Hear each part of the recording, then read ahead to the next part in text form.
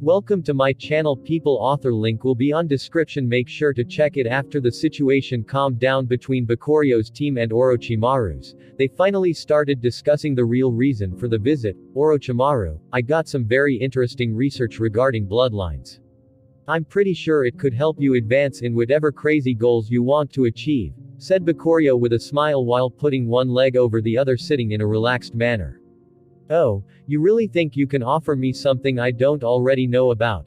Said Orochimaru with an intrigued look, and Bakuryo simply smiled mysteriously as he took out a copy of one of the pages of the incomplete bloodline research and handed it to him while saying, "See for yourself. You are quite confident," said Orochimaru as he took the paper with a smug look on his face, not expecting much, but the more he read, the more his expression crumbled and turned into a hideous twisted face as he greedily yelled, "Where's the rest? Where did you get this research?" Orochimaru's mind was racing with all kinds of ideas and theories, but what bothered him the most was the fact that someone else was actually doing experiments similar to his, yet he never heard of them. What the hell is this? Is this something done by the second Hokage? No, even he wouldn't stoop so low as to use humans for his experiments. Who's it then? Before he turned to look at the boy who held the answer to all these questions and was looking at him with a smug look on his face. "Oh, what do you think? Is my confidence still unfounded?" said Bakuryo with the same relaxed smile, and Orochimaru finally calmed down and said with a serious look on his face, "How much more research do you have regarding bloodlines? Maybe this kid will help me master creating the perfect body," thought Orochimaru in delight. "The fish took the hook," thought Bakuryo before he raised 3 fingers in response to Orochimaru's question, and the latter muttered with a disappointed look on his face, "Only 3, huh? I guess this is logical for such high-level res. What are you mumbling about? I have 30 pages. Said Bakuryo, causing a sudden silence to fall on the room, surprising even his comrades, who begin to understand the importance of this research from Orochimaru's reactions. Impossible. Orochimaru stood up suddenly, but there was no anger in his eyes when he yelled this. Instead, his eyes were full of ecstasy and hope that Bakuryo wasn't lying to him. "Well, don't get too excited. What I want you to do is in no way easy," said Bakuryo with a sigh that surprised Orochimaru, so he calmed down again and put on his business face as he asked, "What do you want?"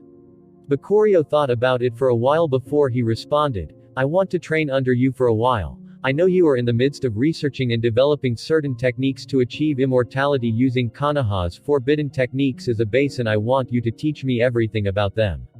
Of course, you will also benefit greatly from this. As you can see, I have a lot of information you can't put your hands on." Orochimaru was surprised again by the in-depth knowledge this kid had of him and started to make him worried, but Bakuryo soon continued, "It's fine to be worried, but believe me, I'm not the one you should be worried around," said Bakuryo with a sigh as his face turned dark for an instant, startling everyone in the room. "Who could worry you so much when you have 2 dangerous monsters protecting you?"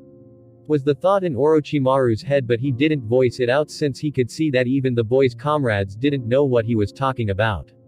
"Oh, and stop with your stupid desire to take revenge on Konoha. You were stupid enough to let Danzo use you and influence you, but he's already dead now," said Bakuryo while thinking about the information he gathered and how Orochimaru was approached by Danzo after his parents' death and started spewing all kinds of bullshit about his darkness and whatnot, the same way he tried to do to Itachi, and in this case, he actually succeeded, and Orochimaru grew to be more twisted after that incident and decided to spend his life searching for a way to defy death, and he actually succeeded. Although, Bakuryo didn't know if by this point Orochimaru already developed his living corpse possession and perfected his curse marks, and if he learned how to control the impure world reincarnation. "I can't promise you anything regarding that matter," said Orochimaru, and Bakuryo sensed a deep feeling of vengeance suddenly erupting from his heart that made his eyes flicker slightly, but no one noticed it. "We can discuss it later. And I have another request, but we will discuss it when you master the research I'm going to give you," said Bakuryo, to which Orochimaru nodded in agreement, not minding leaving something for later as many things could change. "By the way, what's the current situation with the Akatsuki?"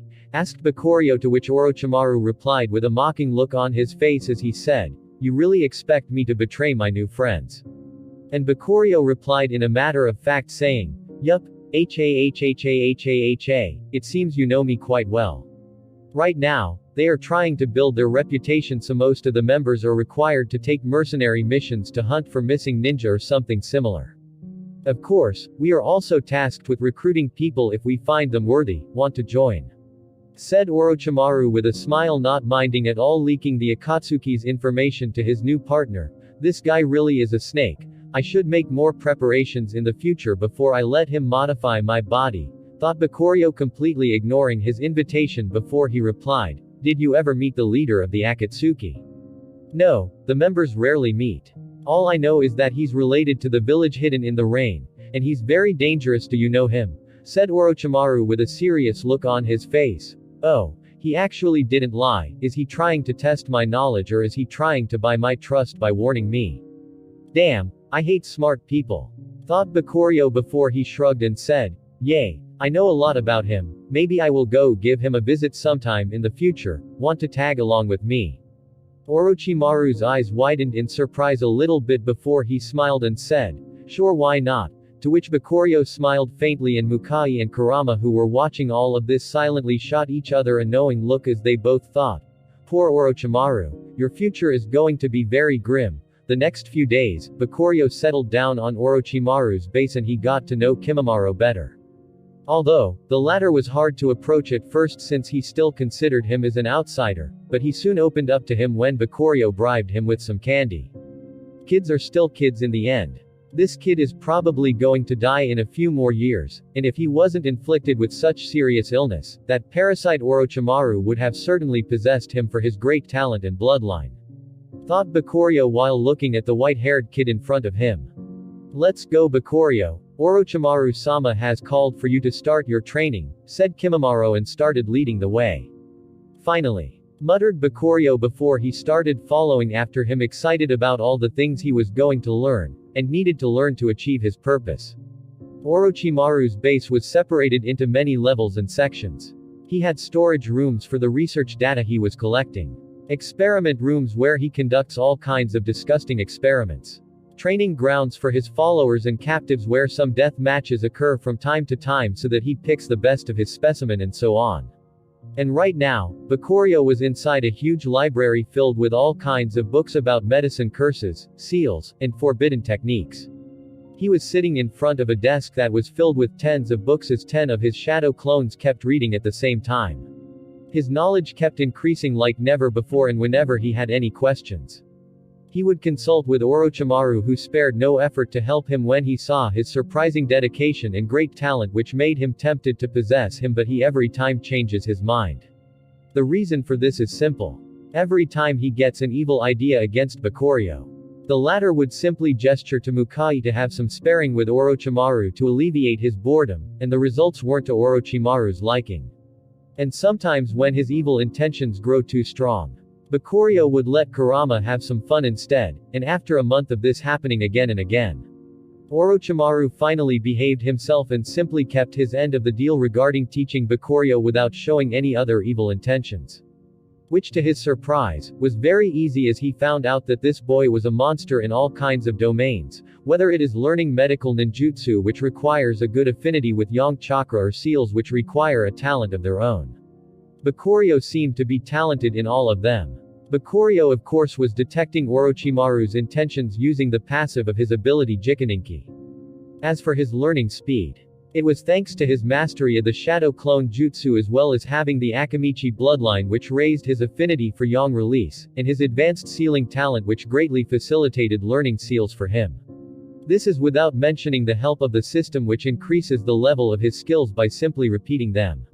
Something that Bakurio was thankful for is the Bloodline Awakening Pill, which at first awakened his Sharingan when he came to this world, even though his Uchiha bloodline was very low. But its effect didn't end at that point, and it even enhanced the quality of his Sharingan. That's why he could use his Mangekyo abilities passively, which was something not anyone could do. After a month of learning under Orochimaru, Bakurio actually learned the latter's curse mark jutsu, which allows him to grant his chakra to other people and revive from it at a certain point when the user achieved complete mastery over it. But it wasn't easy, as the user needed to learn Orochimaru's second jutsu that allows him to separate his soul from his body to possess other people. Because Bakurio found out that Orochimaru actually injects people with fragments of his soul and not his chakra alone, which made him realize just how genius this snake was despite his twisted mind. And this wasn't all, because using what Tsunade taught him as the base, Bakurio was able to learn the quick regeneration jutsu, which allows a person to increase the speed of their cells division at the cost of shortening their life to boost their regenerative abilities. However, Bakurio wasn't satisfied and kept learning everything he could from Orochimaru, which is why he was in the library right now until he was visited by Orochimaru. Bakurio, that research was amazing. I actually achieved great success in my bloodline experiments and I'm probably going to make a breakthrough very soon, but I actually received some intel on a ninja that I'm quite interested in. Wanna go have a look with me? Said Orochimaru with his sick smile, to which a certain Bakurio closed the book he was reading and turned to look at Orochimaru before he asked, "Who could possibly draw your interest?" Bakurio was really curious, although he had a vague idea about who it could be. Someone that he didn't see so far with Orochimaru. His main helper Kabuto Yakushi. It's a ninja that used to work for Danzo as a spy and he's now left stranded in Iwa doing an infiltration mission, and according to my intel, he was already discovered and he's under pursuit. We should hurry if we want to arrive there in time, said Orochimaru while hissing with his tongue like a snake, causing Bakurio to shoot him a disgusted look before he said, "If you wanted to arrive there in time, you wouldn't wait to tell me until now." How smart. I really want to possess Yo. Orochimaru halted his thought immediately as the image of a man with one Byakugan beating his ass and a terrifying fox appeared inside his head, causing his evil thoughts to vanish as he heard Bakurio say, "Let's move out." Before he flickered as the rest of his clones kept reading in silence, not affected by the conversation at all, and Orochimaru couldn't help but wonder, is his real body still here? Before he shook his head and gave the clones one last look before he started following after Bakurio, who already had a fox on his shoulder with a wicked smile on its face, ready to have some fun. This is going to be an interesting trip, thought Orochimaru before he suddenly saw Kurama growing slightly in size, just enough for Bakurio to ride on his back before he heard him say to him, "Don't lag too far behind." Wait, what? Orochimaru was dumbfounded as the last thing he saw was Bakurio clinging to Kurama's neck with all his strength like his life depended on it before they disappeared from his view, and the sonic boom generated from Kurama's speed almost sent him flying. "How am I supposed to keep up with this?" muttered Orochimaru with a wry smile before he started following after them using his top speed. Not all of the root members that used to work for Danzo were discovered, because this sneaky man made it so that not even all the members know each other identities, and one of the most tragic cases in this situation were Kabuto and the woman that saved his life and adopted him when he was child, Nono. Nono was the one managing Konoha's orphanage. She was a kind-hearted woman. Unfortunately, this world used to have a man with the name Danzo, and being the evil son of a bitch he is, he spread his evil everywhere. Nono was a medical ninja, and she used her skills to gain money to help the kids of the orphanage. However, that money wasn't enough and they still required help from Konoha to live. And Danzo used this very same reason to blackmail her, as he asked her to give her one of the kids of her orphanage so that they join his root organization. And one kid ended up overhearing this conversation. It was Kabuto who accepted this huge burden in her place and decided to join the root so that the other kids could still live peacefully. However, what Kabuto didn't know was that Nono was also working for Danzo as a spy, and the two of them ended up being two of his best spies. And in crazy ninja terms, this meant that they knew too much and they had to be dealt with so that no information leaks ever happens. And Danzo was ready for this from the start, as he kept giving Nono fake information regarding Kabuto's growth, as he fed her with all kinds of fake pictures so that if she ever meets him again, she doesn't recognize him, and he actually succeeded in doing so, because one day, he sent the two of them to Iwa and they both succeeded in infiltrating this hidden village and became ninja under its roof. But his scheme didn't end here, because he leaked some information regarding Kabuto, which caused him to be exposed, and ordered Nono to pursue and kill him to solidify her position in Iwa. Unfortunately for her, Kabuto was too skilled and ended up striking her down, but when he uncovered her identity, he was devastated to find that she was his savior, and this almost broke Kabuto as he couldn't even heal her wounds and kept yelling that he was Kabuto. Although, she never recognized him thanks to Danzo's scheme. So that day has come, huh? muttered Bakurio as his hair was flying through the air as he barely held onto Kurama. In the land of Earth that was protected by the hidden stone village. There was a teenager that has short ash-gray hair and onyx eyes and wearing Iwa's ninja uniform, which consists of a red outfit with long sleeves and a brown flak jacket over it, as well as some mesh armor around the ankles, and he also has distinctive black-rimmed glasses. The teenager appeared to be in a hurry as he kept running as fast as he could in the opposite direction of the village hidden in stone, and whether coincidentally or not, he was fleeing towards the land of fire. This was of course the secret root member, Kabuto Yakushi, whose spy identity was somehow leaked, causing him to land in this perilous situation, being chased by a woman with light brown hair and wearing an outfit that covered her face. So, Kabuto couldn't recognize his pursuer even though he collected a lot of information regarding Iwa's top ninja. At this rate, I will be caught at any moment. It seems I have no choice but to fight, and I need to do it fast and quick before her reinforcement comes. Just what kind of crazy situation is this?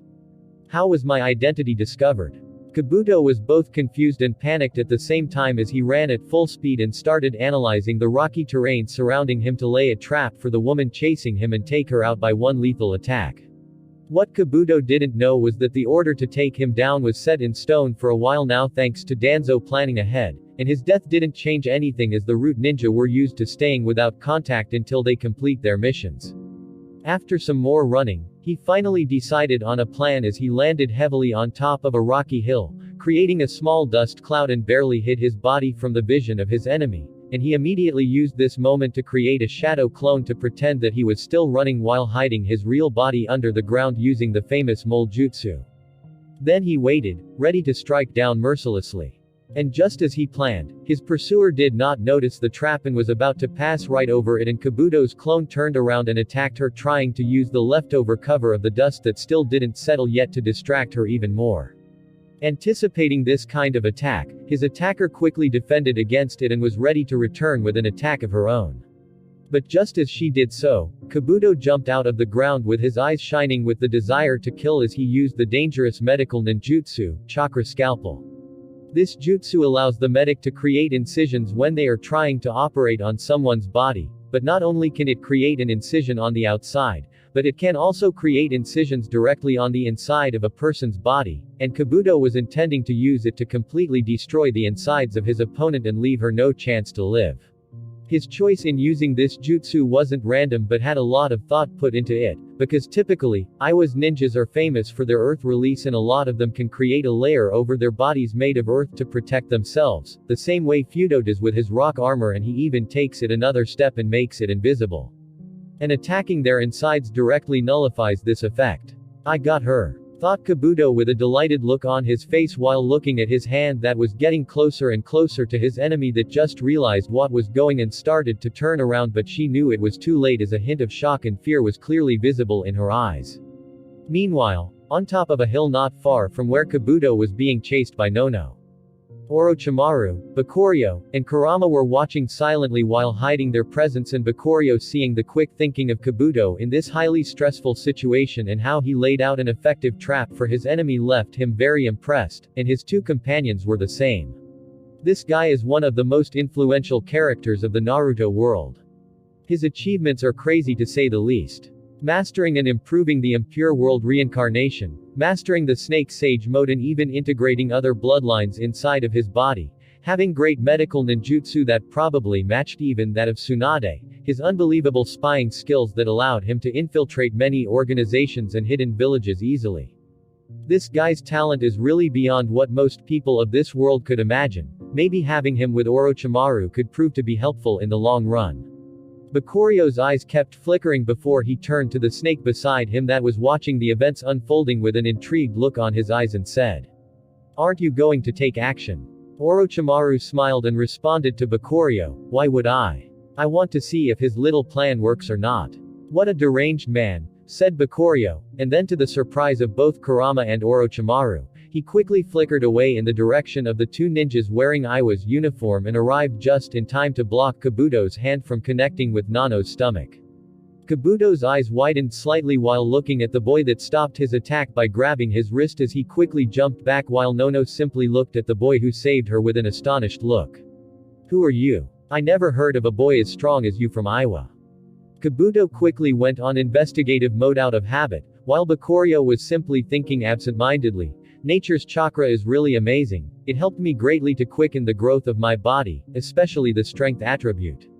Then Bakurio raised his head and noticed that Nono also had a questioning look on her face, so he simply shrugged and his eyes turned into 3 Tomo Sharingan before he said, "Oh, sorry for the late introduction. I'm Bakurio Uchiha from Konoha. Nice to meet you too, Kabuto. Nono, how do you know my name?"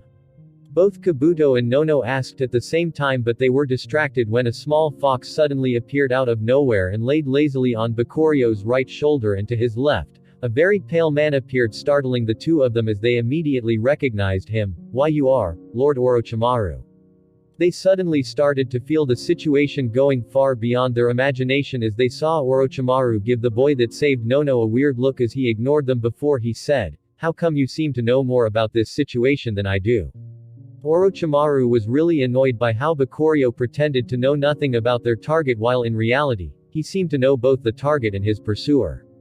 "This kid is really terrifying," thought Orochimaru with a cold look in his eyes as he saw Bakurio simply shrugging and said, "Well, some ninjas from Iwa are on their way. You two follow me for now, your mission here is over anyways."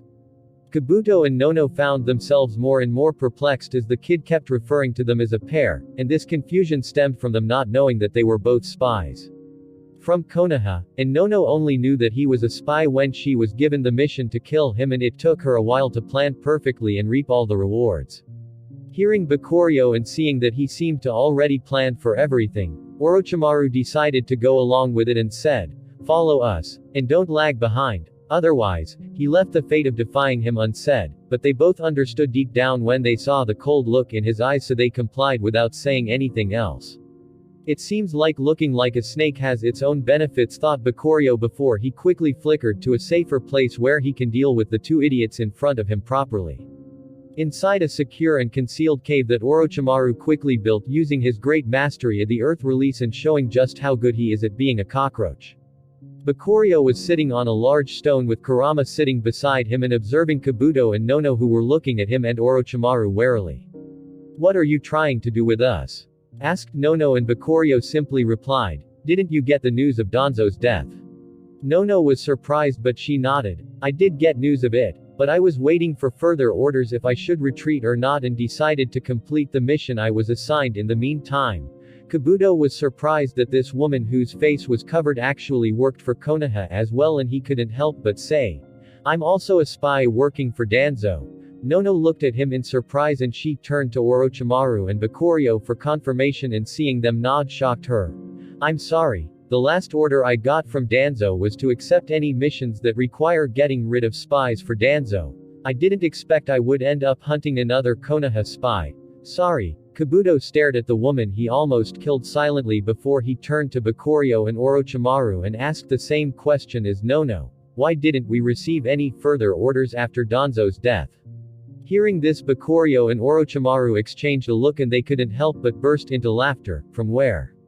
You want Danzo to order you from the Pure Land?"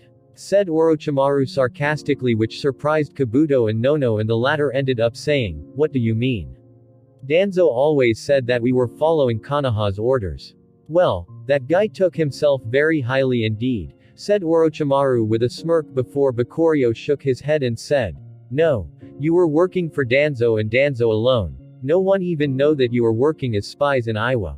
We even raided the Roots headquarters and I don't remember seeing any relevant data concerning the two of you, so my guess is that Danzo destroyed everything. And you probably already can guess why." Nono and Kabuto were left speechless as the former said with a weak voice, "You mean he probably gave me this mission so that we take each other out?"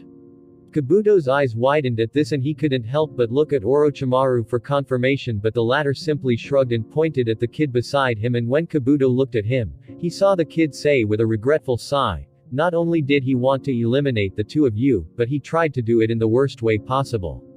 "Nono, please remove your mask." Kabuto, hearing Bakurio call this woman Nono again, kept making him have a weird feeling, and he couldn't help but remember a certain woman that saved his life, so all his attention focused on this spy that was in the same situation as him, and when she removed her mask, Kabuto was stunned, and the hand that he almost killed her with started shaking uncontrollably because in his sight right now was a woman he knew very well. She was a young woman with shoulder-length light brown hair and emerald green eyes, and he watched in amazement as she took out a pair of square glasses from the bag strapped to her waist and wore them. A pair of glasses he bought with his own hands and money for this same person, so he couldn't help but start approaching her absent-mindedly while saying, "Nono-san." Seeing Kabuto approach her, Nono was suddenly on guard, but Bakurio's voice suddenly interrupted her as he said, "Don't worry, he has no ill intentions toward you, you two need to catch up," said Bakurio before he shot Orochimaru a look and they left together. This situation is turning quite interesting. Who would have thought Danzo would do such a thing? Muttered Orochimaru in astonishment after Bakurio told him about how Danzo gave Nono fake pictures of Kabuto's appearance as he grew up, since he didn't meet her for at least 5 years and he was 15 right now. Yes, and not only that, but we also have some visitors. Oh. Orochimaru was surprised since he didn't sense anyone near them, so he shot Bakurio a doubtful look, but when they left from the concealed entrance of the cave, Orochimaru finally sensed that a few ninjas were approaching them, and he could feel a very strong presence among them.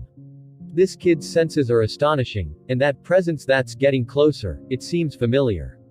Orochimaru thought, and the more that certain presence grew closer, the more he found it familiar until his eyes suddenly opened wide and said, "Bakurio, a troublesome fellow is coming here, we should leave quickly." Bakurio's face didn't change at all as he said, "I know, how could I forget his old rotten smell?" Orochimaru was surprised by this as he thought, did this kid meet him before? He suddenly found himself intrigued and decided to linger a little bit longer, and before long, a group of people arrived in front of the two of them. They consisted of a short old man that was flying through the air wearing the Tsuchikage's outfit, and 2 men and a girl. One of them was a large and imposing man, with dark eyes and black hair that spiked out at the back from underneath his bandana-styled forehead protector. He also has large cheeks and a plump nose, which gives him an overall look of constant joviality. He was wearing the red Iowa uniform, which has both its sleeves underneath his flak jacket and accentuates it with a yellow scarf which he wrapped around his neck. The other one was a very tall and brawny ninja. He has dark eyes and short dark gray-colored hair, as well as a beard and a bulbous nose. He wears the standard Iowa ninja uniform with a left sleeve and a right lapel. The girl has short, black hair and distinctly pink eyes, which are accentuated by her eyelashes running upwards at the corners. She wears the standard attire of the Iowa nin, consisting of a red uniform with her right sleeve missing and a lapel over her right leg, the brown Iowa flak jacket, fishnet tights, and a skirt over them. She also wears regular shinobi sandals and a pair of gloves. Bakurio recognized them as the 3rd Tsuchikage Onoki, his bodyguard Akatsuchi, the famous elite Jonin from Iowa Kitsuchi, and Anaki's granddaughter Kuritsuchi, who appeared to be a little bit younger than Kabuto. "This is quite the troublesome lineup minus the girl," whispered Orochimaru to Bakurio, who was still standing his ground calmly and looking at this group of people, and he noticed Anaki's face suddenly turn grumpy when he saw Orochimaru and said, "Who would have thought I would meet one of the Sannin from Konoha while taking a trip to hunt an escaping fly?" At this point, Kabuto and Nono left the cave and approached them, and everyone could see the slight tears marks on their faces, so Onoki corrected himself with an even bigger annoyed look as he said, "It appears that there's more than one fly in my village. I will make sure to extract every bit of information from you." Bakurio ignored the senile old man and said to Orochimaru, "It seems you and this tree bark has many things to catch up. We will take our leave while you enjoy your time." Orochimaru's eyes widened in surprise at the sudden betrayal, and he could even see a hint of a smile on Bakurio's face, clearly enjoying this and not caring at all about the danger they were in right now. Is he getting his confidence from that fox, or is this just a shadow clone? Even that fox might not be able to handle this old man's attacks. What's this kid planning? Orochimaru's mind was racing with all kinds of thoughts, but they were quickly interrupted when he saw the little girl suddenly turning angry and rushing at Bakurio while yelling, "What did you call my grandpa?" "Stop, Kuro-chan," yelled Akatsuchi as he ran after her along with Kitsuchi, one targeting Orochimaru and the other targeting Kabuto and Nono, as Onoki watched this with a sigh with no worry on his face as he said, "This girl is too hot-headed and careless, she needs more training." If only he knew that she was heading towards death itself and he was the careless one for letting her and ignoring the danger the kid in front of him could pose, not to mention the fox on his shoulder. "Ha!" yelled the hot-headed Kuretsuchi while she was rushing at Bakurio before she suddenly did a bird hand sign midway and yelled, "Earth release. Earth flow spears." This caused many huge spikes made of stone to suddenly emerge from the ground and attack everyone that wasn't wearing Iwa's uniform. Oh, how confident. Instead of using her lava release, she actually chose to use such a widespread attack. How disappointing for the future Tsuchikage, thought Bakurio while calmly dodging all the spikes and quickly appearing in front of Kuretsuchi and sending a very strong punch at her face. Impossible, how could he be so fast? Thought Kuretsuchi, but it was too late as the punch was already in front of her face. But before it landed, the old man that was floating in the sky suddenly rushed in front of her and blocked the attack for her with just one hand and looked at Bakurio in amazement. "Kid, how about you join my village?" said Onoki without any hesitation because thanks to his great experience and knowledge, he could tell that Bakurio was a very rare talent.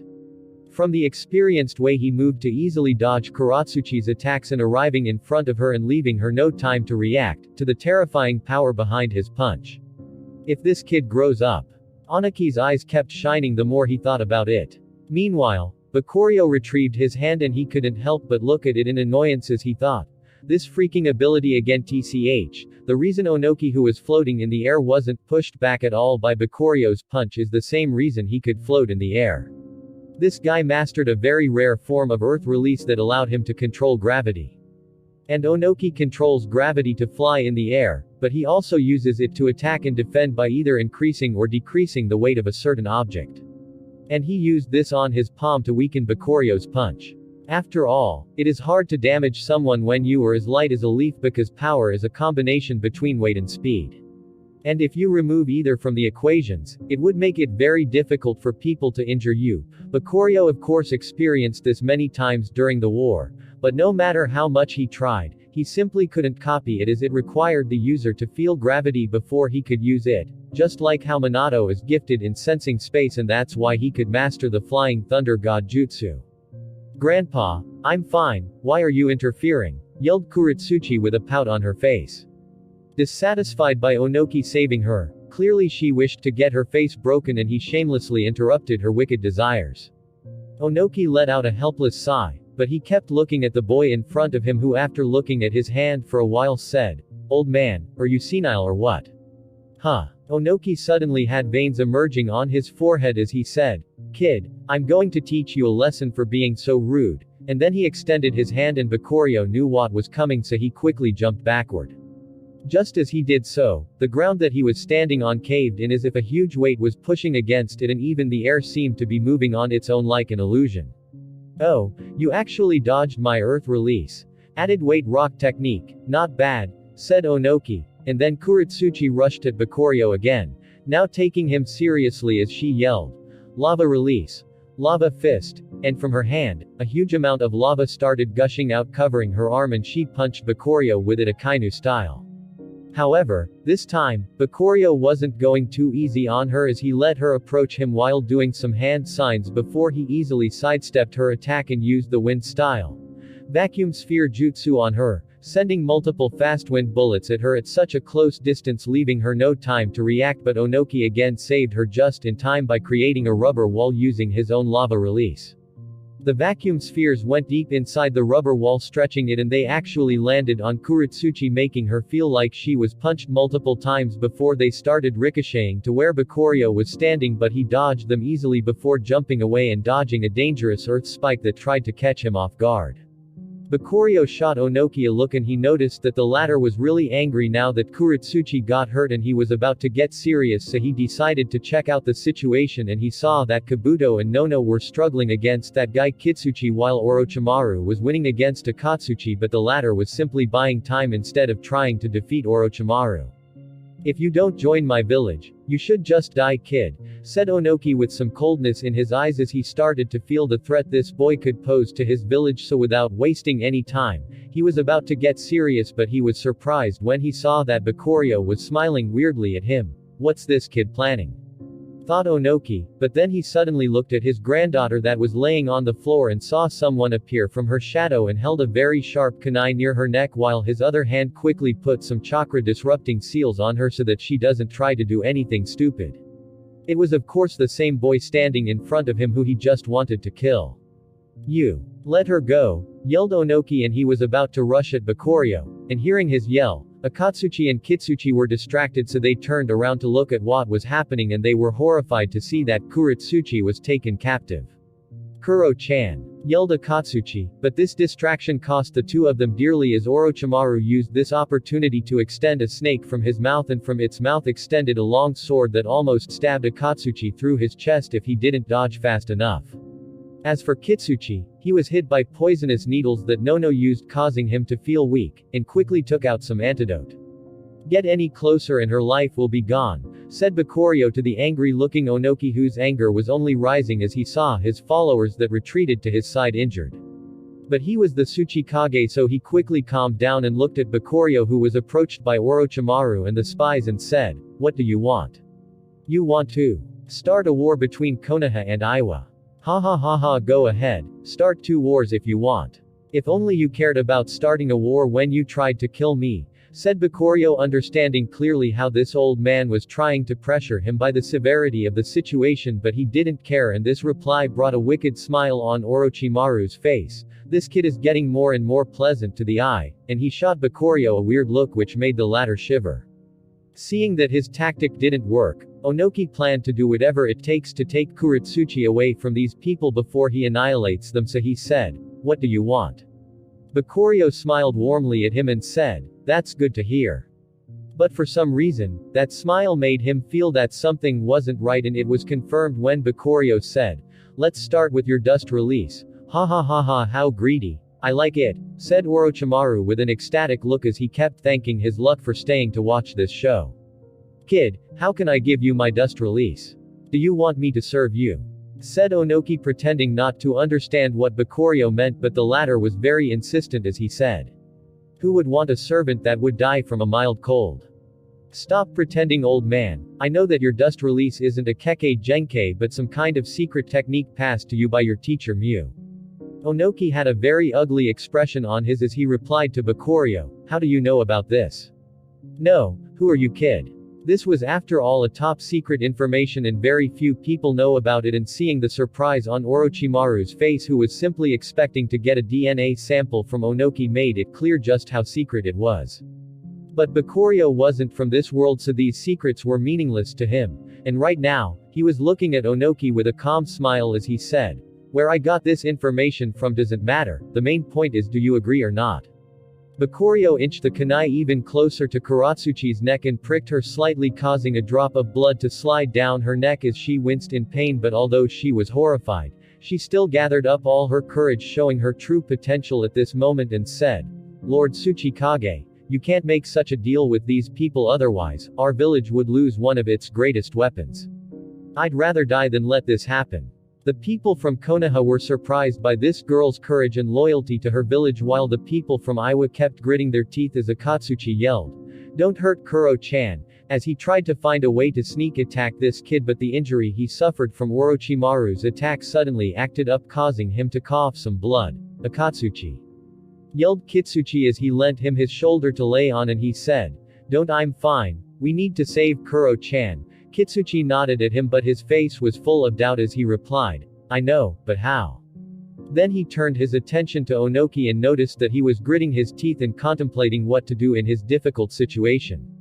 He was very angry at the moment, especially when Kuretsuchi called him Tsuchikage instead of grandpa to remind him of his position. "Not bad, little girl. You love your village a lot, huh?" asked Bakurio suddenly, breaking the tense atmosphere as he also stopped pricking her with his kunai, which she was lucky that it wasn't a lethal kunai. "Yes, I do, and I won't let you use me to harm it," said Kuretsuchi defiantly, showing no fear. "Oh, what do you think, Orochimaru? Isn't she amazing?" asked Bakurio as Kabuto and Nono kept watching this silently, not knowing what to do since they were grateful for getting reunited, so they didn't want to mess with their benefactor's plans. Which were in reality only Bakurio, since Orochimaru was planning to watch them kill each other before he takes Kabuto. She is indeed. I'm starting to get tempted to add her to my collection, said Orochimaru with a creepy look in his eyes that sent a cold shiver down the spine of everyone that was watching. You bastard, what are you planning to do to me? Said Kuretsuchi in distress, but Bakurio simply shrugged at the hopeless case of Orochimaru before he suddenly asked her, what do you think of the other hidden villages? No one knew what Bakurio's intentions were behind his question, including Kuretsuchi, who replied, "Ha. What kind of question is that? As long as they don't harm my village, I don't care about them." HMPH. Bakurio's eyes suddenly lit up as he said, "Oh, that's good to know," before he suddenly removed the kunai from her neck, surprising the people from Iwa that were gritting their teeth at their inability to change this situation. But even his companions were surprised by this. "Bakurio-kun, what are you doing?" asked Orochimaru nervously as he was already preparing to make a run for it at any moment, and even Kuretsuchi turned around to look at Bakurio and asked with a puzzled look on her face, "Are you really letting me go?" After all, this was his chance to take the dust release of her village, which was probably the strongest attacking ninjutsu. "What are you waiting for? You want me to hold you hostage again?" said Bakurio, pretending to put an evil look that only appeared as cute on his small face, so Kuretsuchi really didn't know what to do, so Onoki suddenly appeared beside her and dragged her back to her group. "Grandpa!" she yelled, but Onoki was only looking at the kid in front of him silently, and they heard him say, "So, what are you going to do now, old man?" Onoki was contemplating if he should kill this kid who was showing them such goodwill or not, and as these two ideas kept clashing inside his head, one idea finally dominated. "Sorry kid, but I simply can't let you grow up." Onoki suddenly extended his hands in front of his chest and said, "Dust release." A white orb of light enveloped inside a transparent cube suddenly appeared between his hands, and he was planning to pulverize Bakurio and the rest, who started to get nervous, and they were about to flicker away in multiple directions other than Bakurio, who showed no nervousness in his face. Because just at this moment, someone stepped in front of Bakurio's group, protecting them behind her small frame as she yelled, "Grandpa, stop. Kuro-chan, what are you doing?" asked Akatsuchi, and Onoki too was perplexed as he yelled without deactivating his ability, "Kuretsuchi, what are you being naive for? We need to eliminate this danger before it hunts our village in the future." "No grandpa, I don't think he will be a danger to our village, and if he does I will make sure to stop him at that time," said Kuretsuchi with her face filled with determination, and Onoki couldn't help but grit his teeth in annoyance before he stopped his ability, as he couldn't sacrifice his most talented descendant. "Consider yourself lucky kid, you better not cross my path again," said Onoki haughtily, but Bakurio simply chuckled at this, as he was simply going to blink behind Onoki and use Kakashi's 1,000 years of death on him with a lethal kunai no less if he didn't stop. "I would love to see if you would stay arrogant at that point," thought Bakurio before he turned to Kuretsuchi and said, "You didn't disappoint me, little girl. Hopefully, we will meet again in the future, and we will see at that point if you could really beat me or not." "HMPH, I will beat you for sure," said Kuretsuchi with a snort, and Bakurio simply smiled and threw his kunai to her, which she easily caught with a surprised look as she said, "What are you doing?" Bakurio had a serious look on his face this time before he said, "Keep this as a reminder so that you don't confuse courage with carelessness in the future." Then he turned his attention to Onoki and said, "As for you, old man, it's about time for your heart to stop being bound by your past. I'm sure you know what I'm talking about." Then Kurama suddenly grew bigger to the surprise of everyone, and Bakurio quickly jumped on its back as they both disappeared, and Konoha's group quickly followed after them back to Orochimaru's base, leaving Onoki thinking, "Does he really know about my encounter with Madara? TCH, this kid is really annoying." But then he saw the strong determination to grow stronger in his granddaughter's eyes and thought that at least she's going to benefit from this encounter. But then he was woken up by a sudden sound of something falling to the ground. Thump. "Quadruple A, Kitsuchi, are you okay?" yelled Akatsuchi, and Kitsuchi barely replied while twitching like a bug. "It's the poison of that woman. TCH, take him to the hospital quickly," said Onoki as he turned around to leave while deep in thought. Back at Orochimaru's hideout, Kabuto and Nono kept thanking Bakurio and Orochimaru repeatedly for saving them from Danzo's elaborate scheme. Orochimaru shamelessly shared the praise with Bakurio until the latter said, "No, you should return to Konoha and take care of the orphanage as you should have been.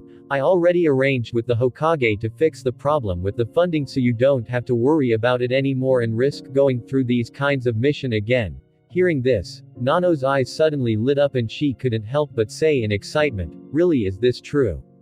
Bakurio nodded at her calmly and he saw her turning to Kabuto with her face filled with happiness and held his hand, causing the latter to blush as she said, Kabuto-kun, the orphanage is finally saved. But then she realized that Bakurio only said that she should go back, so she immediately stood in front of Kabuto like a mother protecting her child and said, what about Kabuto-kun? What are you planning to do with him? Bakurio smiled at her reassuringly and said, don't worry, unlike Danzo, I have no plans to separate the two of you, but I want him to stay here for a while and learn from Orochimaru. After all, Kabuto is very talented, and if he stays in Konoha, honestly, I think his talent would go to waste. Nono seemed hesitant to agree as she kept looking at Orochimaru, whom she was still worried about, and she ended up asking, are you really sure Konoha won't consider him as a traitor if he stays with Lord Orochimaru? Bakurio shot the human snake beside him an annoyed look for making his life harder before he said, don't worry, I can vouch for his identity, and don't worry about Orochimaru, he's turning into a new leaf, right Orochimaru? Orochimaru shot Bakurio a weird look before he smiled creepily and said, of course, I wouldn't do anything carelessly with you around. Nono seemed to relax a little bit when she heard this, but Bakurio's eyes suddenly flickered with a dangerous light that only Orochimaru noticed. So, my guess is correct, huh? Interesting, thought Orochimaru silently.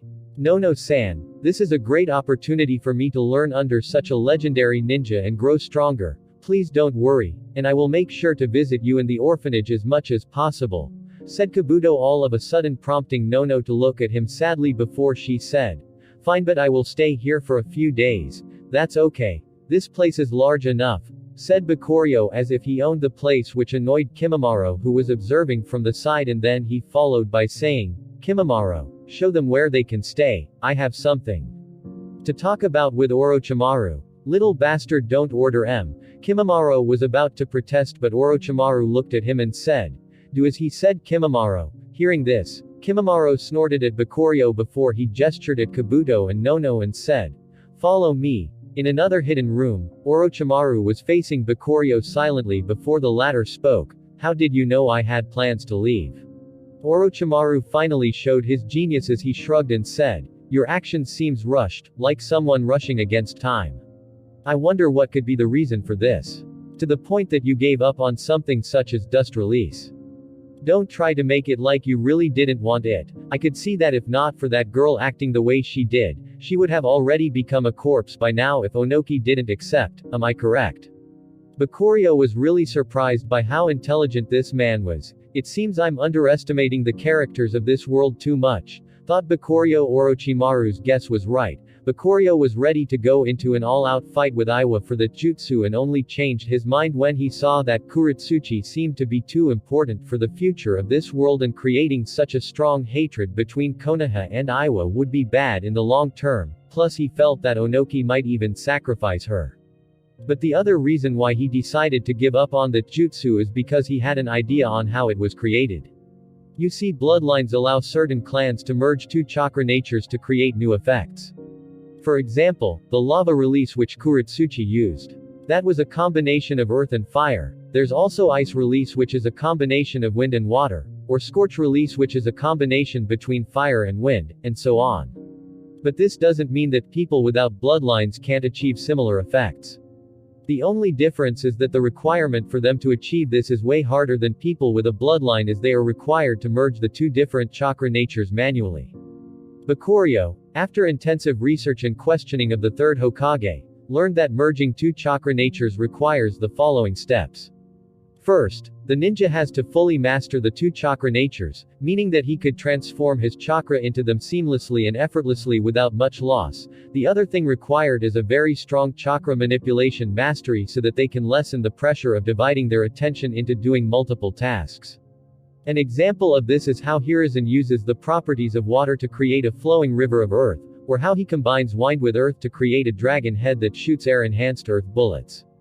He of course didn't achieve a 100% combination as he reached some kind of bottleneck in his training, But this alone made him one of the strongest cages that ever graced this world and gained him the title of Professor. As for what dust releases, Bakurio theorized that someone with a very pure bloodline can already merge two chakra natures effortlessly if they use Hiruzen's method to add another chakra nature to the mix. This kind of destructive jutsu that's a combination of three chakra natures would come to exist. And in Anaki's case, it was a combination of him naturally having a lava release, fire plus earth, and his predecessors found a way to add wind to the mix, resulting in the highly destructive dust release.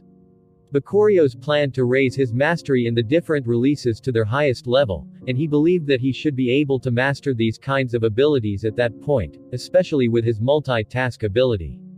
That's why he was able to let go of his desire to take it by force. Orochimaru, I met Jiraiya before I came here to meet you, and there are many things that bothered me from that meeting, said Bakurio with a sigh, which intrigued Orochimaru since this was the first time he saw this kid put on such an expression. Oh, you met that old pervert, what did he tell you?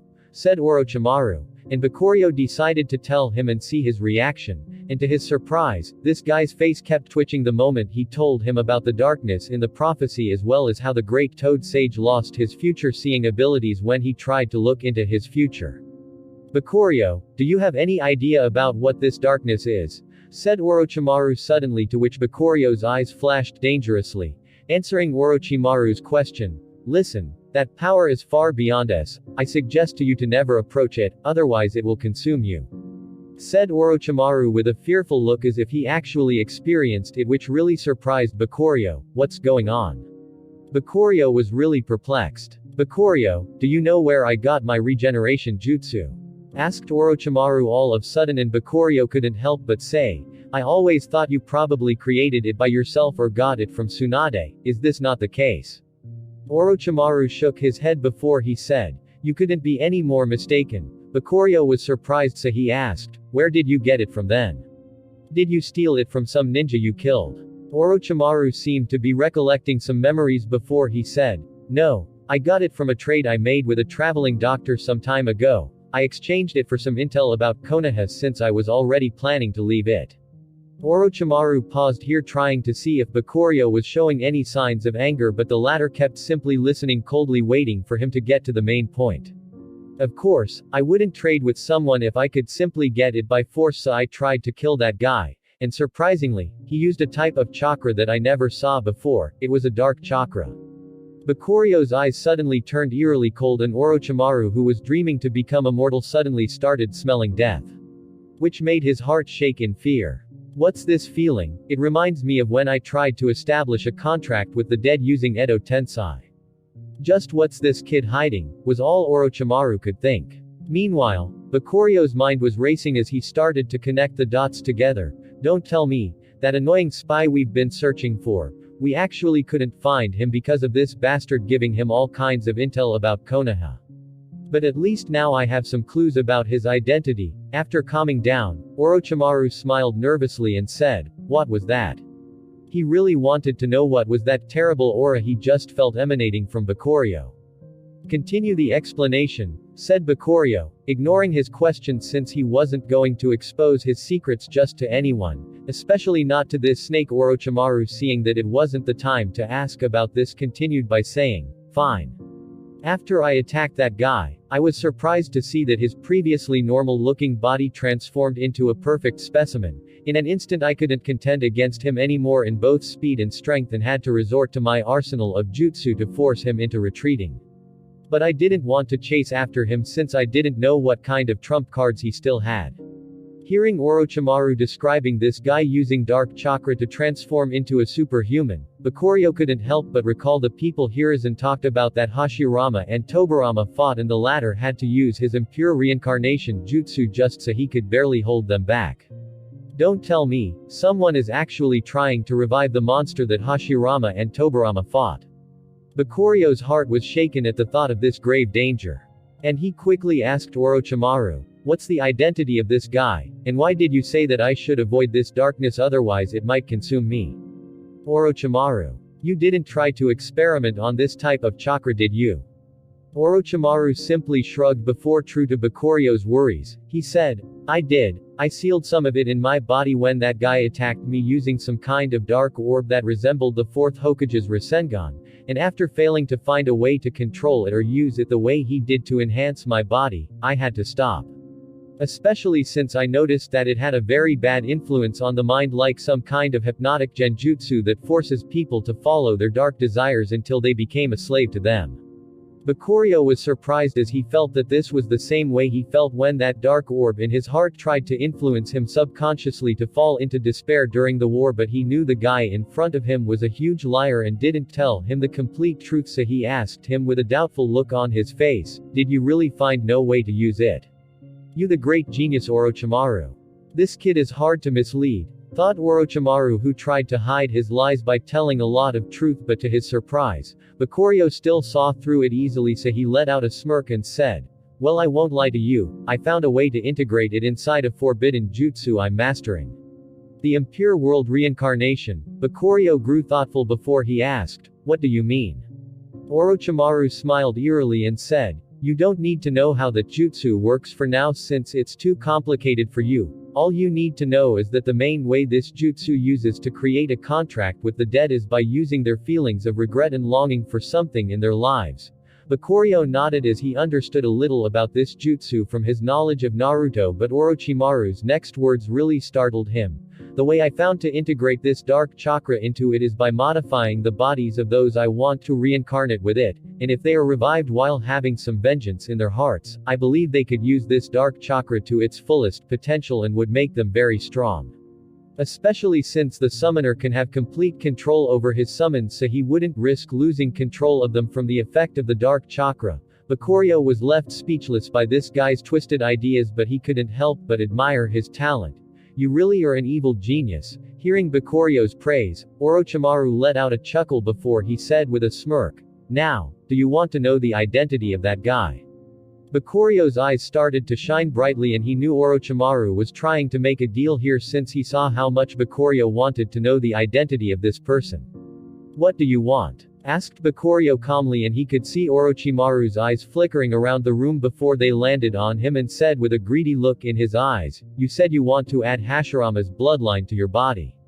I want you to give me your DNA if that experiment succeeds. I also want your help in the future in case something goes wrong and Konoha hunts me down." Bakurio considered his words for a while before he said, "I can agree to the first one, but for the second one, you need to promise to stop dreaming about attacking Konoha, otherwise I won't be able to help you. Deal?" Bakurio extended his hand and Orochimaru looked at it silently before he shook it with a weird look in his eyes that creeped Bakurio out, so he quickly retrieved it and said, "Now, tell me, who's this traveling doctor you met?" Orochimaru recollected his memories silently before he said, "That doctor's name is Shino. From the information I gathered, he's a famous doctor that resides in a village to the east of the land of fire called Cloud Village. He has a very good reputation for being a kind-hearted individual that would help people whether they had the money to pay him or not. You can't imagine my surprise when he approached me for intel." Shino, huh? Cloud Village. A murderous aura suddenly started gushing out of Bakurio's body, startling Orochimaru, and at this moment, the clueless Shino didn't know that death will soon come knocking on his door, and through his throat. If Bakurio watched the Naruto movie about the Land of the Sky, he could have understood right away that this wandering Dr. Shino's the one responsible for the resurrection of the Zero Tails. He was originally from the village hidden in the sky. This village was very unique and feared by the various hidden villages because it was a literal flying fortress. They had very advanced technology that allowed them to create tools for their ninja to fly through the air, and they could bombard their enemies from the sky while they themselves get very few casualties. As for the flying fortress, it was actually a special type of technology that works with dark chakra, and they probably had a way to create it even without Zero Tails, or maybe they still had some reserves of it from the time the monster that fought with Hashirama existed. This village held some kind of grudge against Konoha, and during the Second Ninja War, they decided to attack Konoha, which resulted in their destruction. That's why the saying, "A starving camel is still bigger than a horse," is true. And Konoha at the time had many talented individuals such Hiruzen and Kakashi's father Sakumo, as well as Fugaku's father. After that incident, some remaining forces of the village hidden in the sky decided to remain hidden and bide their time to make their reveal when they recover the monster they worshipped, the Zero Tail. For this, they sent a man named Shino. He was a very skilled doctor, so he was easily able to gain the trust of the people he meets by appearing as a kind man that likes to help people. What he was truly doing, however, is first creating a simple base in Cloud Village, since they were near the remains of where the fortress of the village hidden in the sky was hidden, as well as try to find a way to infiltrate Konoha to get the scroll that was sealing the Zero Tails. That's how he came to know Orochimaru, since the latter heard of his fame as a great doctor and decided to add him to his collection, but he failed and ended up simply making a trade with him since Shino was simply too careful. But he got what he wanted from Orochimaru and found a way to slowly infiltrate Konoha. His first move was to get acquainted with people there, so he made multiple visits using his identity as a doctor to easily enter and leave. This was so that he could confirm the information that Orochimaru gave him, and at the same time, he didn't want to take action right away as he was still preparing a vessel for the Zero Tails because it's going to be in a very weak state when it's revived, deprived of most of its dark chakra. So, he and the remaining Sky Ninja were planning to torture the people of the Cloud Village and feed their negative emotions to Zero Tails so that it creates dark chakra for them. In the end, of course, their plan failed as they miscalculated the power of the newly resurrected beast and ended up getting wiped up completely by Konoha, although the fate of the Zero Tails was never shown. After Bakurio organized his thoughts, he called for Mukai, who was training the Hyuga's jutsus, and he appeared to be bored as he approached him before he directly said, "I want you to go back to Konoha." Mukai's eyes lit up slightly since this was a good time to go meet his family, but he still asked just in case what this little monster in front of him wanted. What for? Bakurio quickly recounted everything he gathered so far to Mukai, and in the end, Mukai was left both horrified and speechless as he let out a sigh and said, "And here I was expecting I will be going on a small break." Bakurio glared at Mukai as he said, "As if I'm taking breaks. Anyways, only tell Fugaku and Minato about this, and tell them to do their best to catch this man alive. I have some plans for him." Mukai could see an eerie light flashing through Bakurio's eyes and he couldn't help but gulp down and think, "I better not mess this up." Before he said, "Don't worry, I shall complete this mission perfectly. Now then, goodbye," before he immediately ran away, leaving Bakurio speechless for a while. "It seems I need to leave, going to Raichi Cave for some time later," muttered Bakurio silently, and he started making some special preparations for a moment he was fearing. "What's your next move?" thought Bakurio. Only he knew who this thought was directed at.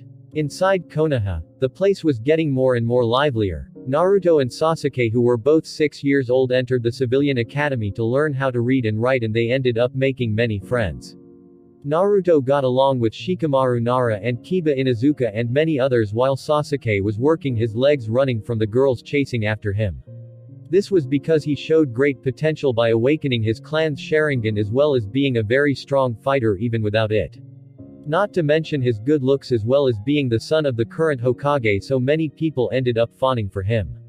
But thankfully, he had Naruto with him that always kept his ego from going out of control and didn't let him develop a bad character. Not to mention the shadow of Bakurio always appears in his head whenever he sees the admiring gazes the people keep sending him while saying, "Wow, he's probably the most promising ninja in the village right now," said person number 1. I agree. He's so strong for his age, said person number 2, but Sasuke would quickly refute these claims, saying that Bakurio was way stronger than him, and even Naruto, who he never agrees with, would back him up on this, yet the people simply didn't want to believe such a thing. After all, the higher-ups made sure to keep this information hidden as much as possible, and the kids that never met Bakurio simply decided to regard these rumors as false until they see him with their own eyes.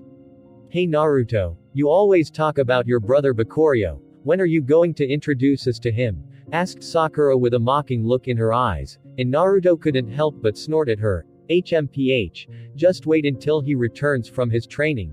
You guys will see by that point how cool brother Bakurio is." "Hey, no one's cooler than my Sasuke," said Sakura with unfocused eyes. Clearly she was daydreaming, which made the people around her laugh and the girls get jealous as they started fighting in the playground. But that's when a man that they didn't recognize entered, suddenly making the kids grow silent. But when Naruto and Sasuke saw this man, their eyes suddenly started shining as they both ran at him and said at the same time, "Mukai-san. You are back." Mukai smiled warmly at them and he couldn't help but think, "It has been a while, huh?" He noticed how Naruto and Sasuke kept looking around in excitement and he understood what they were searching for, so he said with a regretful sigh, "Sorry kids, Bakurio didn't come back with me." Naruto and Sasuke's faces suddenly grew disappointed and Mukai could hear the kids whispering around him, "So this man is the one that could beat the cruel Anbu Captain Kakashi and the Uchiha monster duo at the same time. He doesn't look that strong," said Kiba while observing Mukai from top to bottom, which brought a dark look to the latter's face until he noticed a certain kid was looking at him with a weird look in his eyes. Eyes that were as white as snow. This kid's eyes. Mukai's eyes narrowed slightly while looking at none other than Neji Hyuga. Although Mukai was intrigued by the Hyuga kid that was clearly branded with the seal of a branch family, he only noted down in his sense knew that this wasn't the time for such things, so he turned to Naruto and Sasuke and said with a smile, "Naruto, Sasuke, even though Bakurio didn't come back with me, he sent the two of you some gifts." Hearing this, the disappointed faces of Naruto and Sasuke turned slightly better as Naruto said reluctantly, "What did he send us? Is it ramen? Is this all you think of?" Though Sasuke while shooting Naruto a glare. Mukai smiled before he took out a scroll and summoned from it two short swords, and Naruto and Sasuke immediately recognized them as Bakurio's main fighting weapons. "I'm sure you two know how much he likes these two swords," he said, "to treat them carefully or he will come to beat you both up." The two of them didn't even hear the rest of his words as they immediately stole the short swords from his hands and kept staring at them in wonder. "Bakurio seems to really like these two kids," thought Mukai while staring at the kids in front of him with a warm smile, and he could see determination igniting in their eyes. Clearly they found a new kind of motivation. "Aren't these the main weapons your friend Bakurio uses to fight? How is he going to fight without them?" asked Tenten suddenly, who was attracted by those two short swords as she could tell clearly that they were of very high quality since her clan is famous for making all kinds of weapons. And this question brought some doubts to Naruto and Sasuke as they started hesitating about accepting the two short swords, but Mukai's next words made them feel at ease. "Don't worry, since he sent you these two swords, he probably found a new replacement, so don't worry and train hard to learn how to use them, okay?" Naruto and Sasuke nodded at him and Mukai said, "I'm going to see the Hokage now, see you guys later." Mukai was about to turn around and leave, but he suddenly looked at the two of them deeply and said, "Thank you for taking care of Murata." Naruto and Sasuke grew bashful as they responded, "Murata's a nice kid." And Sasuke said, "HMPH. Hearing their response brought a smile to Mukai's face, who visited his family before coming here and was happy to hear that his son made some friends and was getting better both mentally and physically, so he shot one last look at Neji, startling him before he disappeared without a trace and went to meet Fugaku to discuss with him how to catch Shino.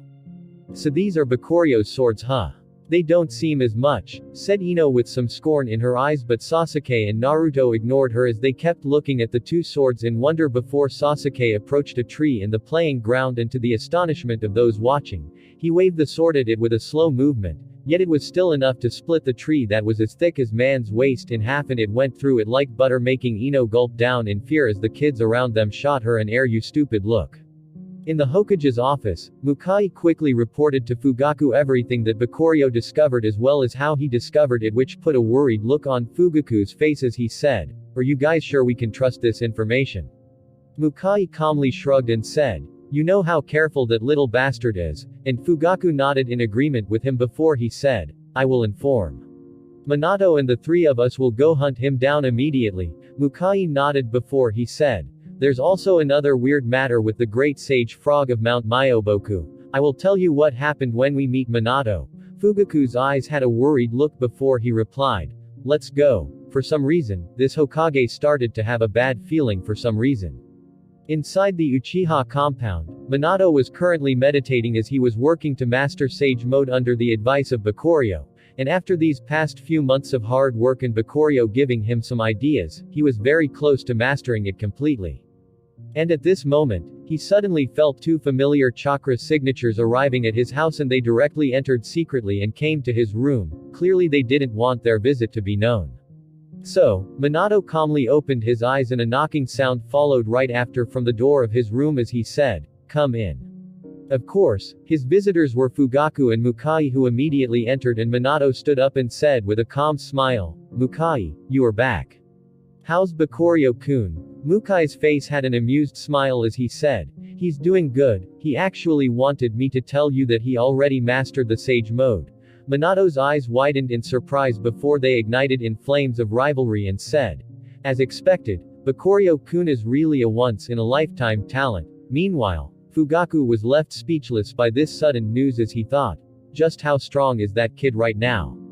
Mukai nodded in agreement with Minato before he said with a frown, "Unfortunately, I'm not here to only bring good news and we have some terrible news as well."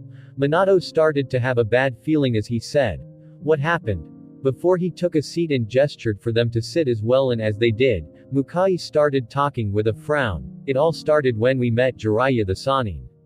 Mukai started recounting everything that happened in Mount Myoboku, leaving Minato and Fugaku with dark looks as the former finally said, "Just who's this darkness? Does Bakurio have any ideas?" Hearing Minato asks this important question, Fugaku shot Mukai a piercing look as his Sharingan activated and he wanted to see through any of his lies. But Mukai was unfazed as he said with a frown, "I feel like he has some guesses, but he's keeping it hidden deep inside his heart for some reason. And I feel like he's going to do something crazy." Seeing Mukai's worried face while discussing this topic, Minato and Fugaku understood that he was very worried about Bakurio, especially seeing how he gave his swords to Naruto and Sasuke. He didn't want to tell them the truth that he didn't know if Bakurio really found replacements for them or not, so he lied to them to not make them worried. And what he was truly feeling from how he understood how Bakurio thought is that the latter probably felt like his swords weren't going to be of any help to him, that's why he left them, as mementos. "Mukai, just what's Bakurio planning?" said Fugaku as he suddenly stood with his eyes flickering dangerously, but Mukai simply shook his head and said, "I don't know, he's planning something that requires Orochimaru's help, that's all I know. As for the matter of this darkness, I honestly don't know any of his plans regarding it, and he wouldn't tell me no matter how much I insist on asking, but I know that's he's very interested in this doctor that seems to be connected to it." Minato grew thoughtful as countless machinations started working inside his head trying to understand why Bakurio was hiding so much from them, but then his eyes narrowed into the surprise of Fugaku and Mukai. They started to shine coldly, so coldly that they felt a chill in their hearts even though Minato wasn't staring at them. "Minato, you," muttered Fugaku, who knew that this was a look that appears on Minato when he's absolutely angered, and he was ready to fight to the death. Meanwhile, this was Mukai's first time seeing this and it left him speechless to see the always gentle-looking Hokage this cold. Minato looked at the two of them before he said, "Let's go catch that Shino guy, maybe we will find our answers there. I really hope I'm wrong in this one," thought Minato as he stood up and was ready to start the hunt. Thank you for listening guys, see you in the next part.